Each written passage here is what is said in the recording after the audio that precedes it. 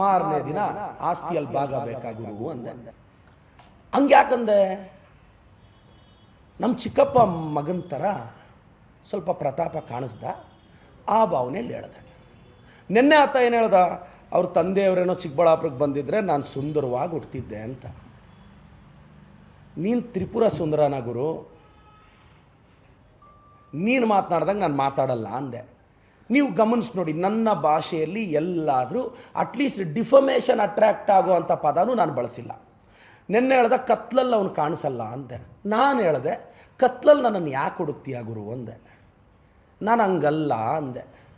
ನಮ್ಮನ್ನೂ ಹುಡುಕೋ ಅಷ್ಟು ಬರ ಬಂದಿದೆಯಾ ಅಂದೆ. ನಿನಗೆ ನಾವು ಬೇಕಾದ್ವಾ ಅಂದೆ. ಇದು ಅಸಭ್ಯನಾ? ಹೇಳಿ, ಇದರ ಅರ್ಥ ಏನು ಅಂತ ChatGPTಯಲ್ಲಿ ಯಾಕೆ ಗುರು? ನಮ್ಮನ್ನು ಹುಡುಕೋ ಅಷ್ಟು ಬರ ಅಂದರೆ ಏನು ಅಂತ ಹೊಡಿ. ನೀನು ಏಕವಚನದಲ್ಲಿ ಮಾತಾಡಿದೆ, ಫ್ರಸ್ಟ್ರೇಟಾಗಿ ಮಾತಾಡ್ತೀನಿ.